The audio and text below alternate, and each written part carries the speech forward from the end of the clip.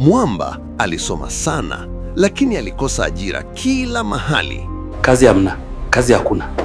Baadaye akaamua kwenda kwa mganga. Kijana, utauweza utajiri wa Malkia Sakobi? Ndiyo, nitaweza. Sasa unajua nini kilitokea? Kabla sijaanza simulizi hii, hebu kwanza like, kisha ni follow au subscribe. Halafu niandikia kwenye comment kuwa unaangalia simulizi hii ukiwa wapi na ni yapi maoni yako. Okay, tuanze sasa. Simulizi inaanza kwa taswira ya kutisha katikati ya msitu mnene usio na jina. Usiku ulikuwa mzito, ukitawaliwa na ukimya wa ajabu uliokatizwa tu na sauti za wadudu na upepo uliokuwa ukipenya kati ya miti mirefu. Ndani ya kibanda cha udongo kilichojengwa kwa mikono ya haraka, kana kwamba aliyekijenga alikuwa anakimbia kitu, alilala jamaa mmoja aliyekuwa katika hali ya kusikitisha mno. Mwili wake ulikuwa umeoza vibaya, ngozi ikipasuka na kutoa harufu ya kifo. Funza walikuwa wakitoka sehemu mbalimbali za mwili wake, huku wakigugumia kwa maumivu yasiyoelezeka. Jamaa huyo aliitwa Twizzler. Upande wa pili, nje ya kibanda, nyoka mkubwa mweusi mwenye macho mekundu yanayong'aa gizani alionekana akijivuta pole pole kuelekea kwenye mlango wa kibanda. Kila aliposogea, ardhi ilionekana kutikisika kwa nguvu za ajabu alizobeba. Alipofika mlangoni, ghafla, kwa kishindo cha kichawi, nyoka yule alibadilika. Pale alipokuwa sasa, alisimama mwanamke mrembo ajabu, mwenye ngozi laini iliyong'aa kama giza lenyewe, amevalia gauni jeusi refu lililokuwa likipepea kana kwamba lina uhai wake. Alikuwa ni Malkia Sakobi. Anaingia ndani na kumtazama Twizzler kwa dharau na tabasamu la ushindi. Twizzler, umefaulu mtihani wa kwanza. Sauti yake ilikuwa ya baridi kama barafu. Lakini usifikiri safari imeisha. Kuna mtihani mmoja wa mwisho wa mamlaka. Huu ndio utakaokupa nguvu za kutikisa dunia na kumiliki mali bila yeyote kukuyumbisha. Twizzler, akitapatapa kwa maumivu na sauti ya kinyonge, aliuliza, Malkia wangu, ni mtihani gani huo tena? Mbona unaniangamiza? Sakobi aliachia kicheko cha kutisha kilichovuma msitu mzima.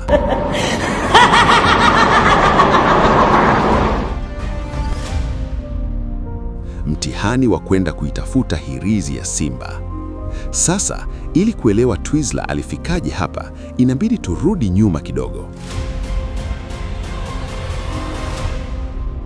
Twizzler alikuwa kijana msomi, mwenye vyeti vyake mkononi, lakini kila mlango wa kampuni aliyofungua aliambulia kuambiwa hakuna kazi. Kazi hamna, kazi hakuna. Ukweli ni kwamba mabosi wengi waliogopa akili yake. Walihisi akiajiriwa angewapindua kwenye viti vyao. Maisha yakawa magumu, njaa ikawa rafiki yake wa karibu. Siku moja, akiwa amechoka kutaabika, aliamua kwenda kwa mganga wa kienyeji kutafuta utajiri wa haraka. Mganga alimtazama kwa jicho la ndani na kumuuliza, kijana, utauweza utajiri wa Malkia Sakobi? Ndiyo, nitaweza. Kijana, utaweza kuumiliki utajiri wa Malkia Sakobi? Ni utajiri usio na mwisho, lakini una gharama. Nipo tayari kwa lolote, Twizzler alijibu bila kufikiria. Mganga alimweleza kuhusu pango la siri katikati ya msitu wa maajabu ambako anaishi Sakobi, mwanamke nyoka. Alimpa sharti moja: ukifika usioneshe uoga, ukitetemeka tu unakuwa kitoweo chake. Mganga alitoa karatasi ya kizamani akampa Twizzler kisu. Chukua tone la damu yako, lidondoshe hapa. Damu ilipogusa karatasi, ramani ya siri ilijichora kimiujiza. Ghafla, dunia ilizunguka na Twizzler akajikuta ametupua katikati ya msitu mnene. Sauti ya mganga ilisikika kwa mbali. Njia uliyoichagua haina kurudi nyuma.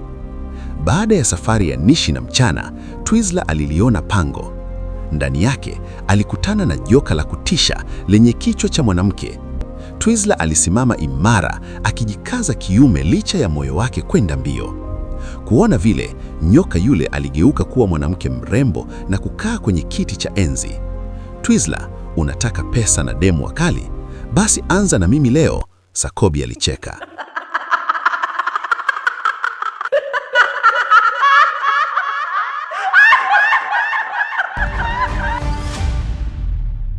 Kwa nguvu za giza, Twizzler alijikuta yuko uchi na Sakobi akamkumbatia na kumpa busu la njozi nzito ya kimahaba. Lakini njozi ile iligeuka kuwa jinamizi. Twizzler aliamka asubuhi yake akiwa kwenye kile kibanda cha udongo, mwili wake ukiwa umeanza kuoza na kutoa funza.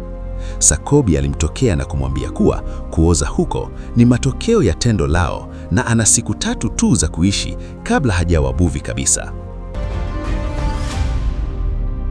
Sasa, tukirudi wakati huu uliopo, Sakobi alimkabidhi Twizzler mkuki mweusi wenye ncha kali. Hiyo hirizi unayoenda kuitafuta ipo kwa simba dume, na hutakiwi kumuua tu, inatakiwa akupe mwenyewe akiwa hai. Twizzler alishangaa.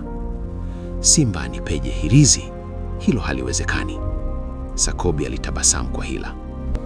Sikiliza kijana, simba dume kabla hajajia mawindo yake huwa anasogea mita chache na kutapika hirizi yake pembeni, ndipo aanze kula. Hapo ndipo unatakiwa uinyakue na kumuua kabla hajairudia. Hiyo hirizi ndiyo dawa pekee ya vidonda vyako na ufunguo wa utajiri wako. Lakini Malkia, nikimvizia si atasikia harufu yangu? Twizzler aliuliza kwa wasiwasi.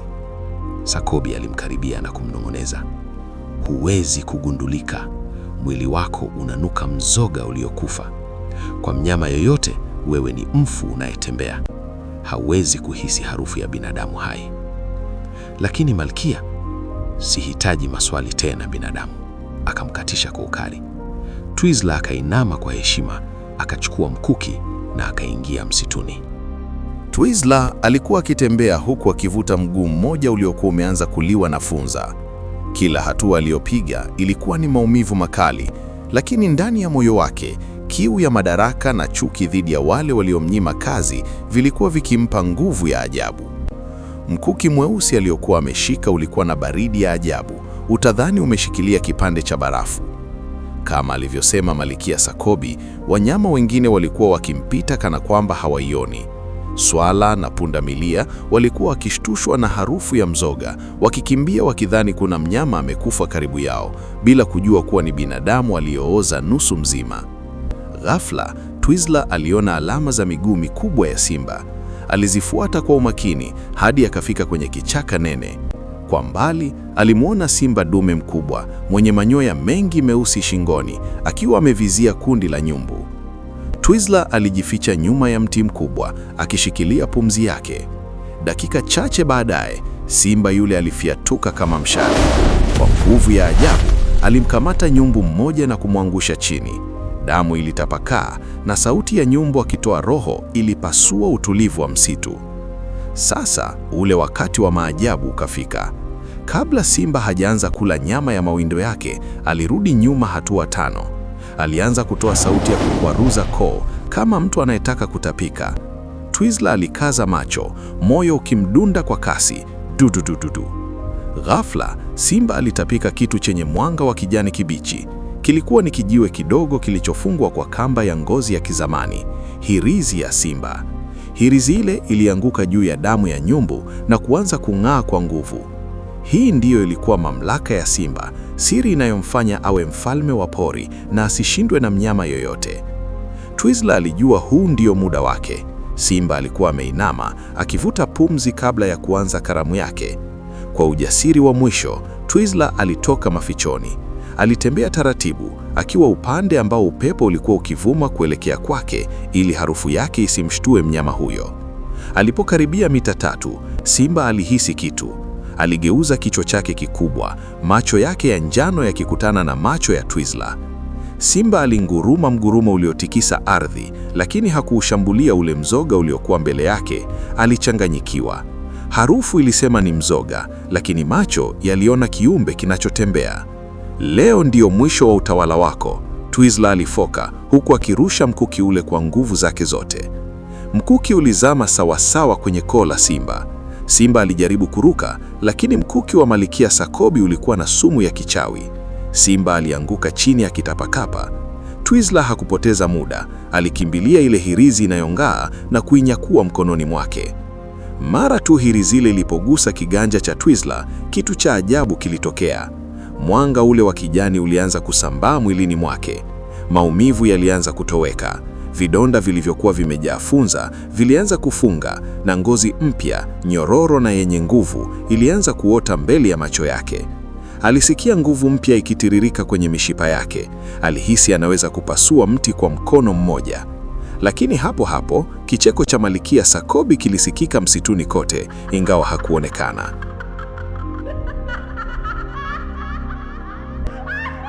Umefanya vizuri Twizzler. Sasa wewe si binadamu tena. Wewe ni mmoja wetu. Karibu kwenye ulimwengu wa wenye nguvu. Twizzler alisimama imara, akimtazama yule simba aliyekufa. Hakuwa Twizzler ule mtafuta kazi mnyonge. Macho yake sasa yalikuwa na rangi ya njano kama ya simba, na sauti yake ilikuwa na mgurumo ndani yake. Picha inabadilika. Tunauona mji wa Dar es Salaam ukiwa katika pilikapilika za mchana wa jua kali. Kwenye geti kuu la kampuni ya Apex International, ile kampuni ya mwisho ambayo Twizzler alifukuzwa kama mbwa, linatokea gari jeusi la kifahari, Range Rover Vogue la mwaka 2026 likiwa na vioo vyeusi, tinted. Walinzi wa getini wanapagawa, hawajawahi kuona gari la gharama kiasi kile. Gari linasimama na mlango unafunguka. Anatoka kijana mmoja mtanashati, amevaa suti ya gharama iliyoshonwa kwa ustadi. Ni Twizzler, lakini huyu si Twizzler yule aliyekuwa na mashati ya kupasuka. Huyu ana ngozi inayong'aa na macho yenye mamlaka ambayo ukimtazama mara mbili unahisi kutetemeka. Mkononi mwake, chini ya saa ya dhahabu, ile hirizi ya simba imejificha, ikidunda kama moyo wa kiumbe hai. Twizzler anatembea kwa maringo kuelekea mapokezi. Dada wa mapokezi, ambaye zamani alikuwa akimcheka, anajikuta akisimama kwa heshima bila kujijua. "Karibu bosi, nikusaidie nini?" anauliza kwa tabasamu pana. "Namhitaji Jabiri, bosi wa kampuni hii," Twizzler alijibu kwa sauti nzito yenye mgurumo wa mbali. "Bosi Jabiri yuko kwenye kikao cha bodi na hapokei mtu bila appointment," yule dada alijaribu kuzuia. Twizzler alitabasamu kidogo, akashika ile hirizi mfukoni. Ghafla, jengo zima lilitikisika kidogo kama kuna tetemeko la ardhi.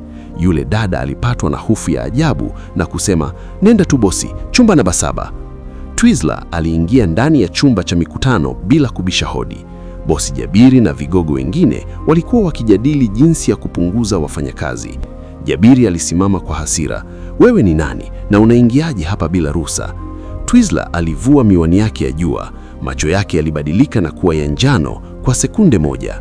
Jabiri alirudi nyuma na kuanguka kwenye kiti chake, jasho jembamba likimshuka. Alimkumbuka kijana huyu. "Unanikumbuka Jabiri? Mimi ndiye yule uliyeniambia kuwa elimu yangu ni takataka na siwezi hata kuwa msafisha vyoo hapa," Twizzler alisema huku akisogea mezani. "Leo nimekuja kununua hii kampuni na nataka uandike barua ya kujiuzulu sasa hivi." Wewe unapata wapi pesa hizi? Huu ni uchawi!" Jabiri alipiga kelele.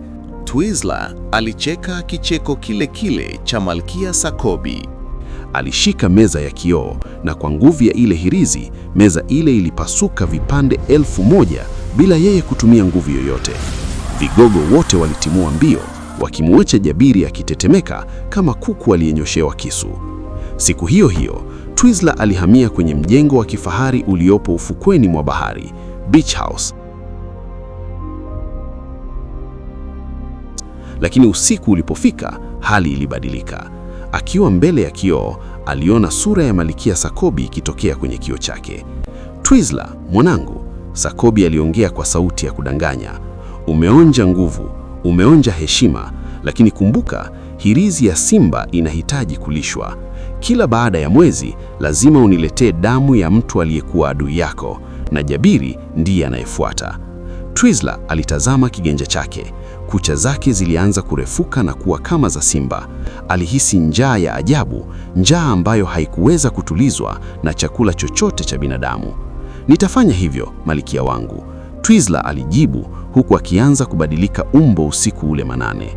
Twizzler sasa ameanza safari ya kugeuka kuwa mnyama kamili usiku na binadamu tajiri mchana.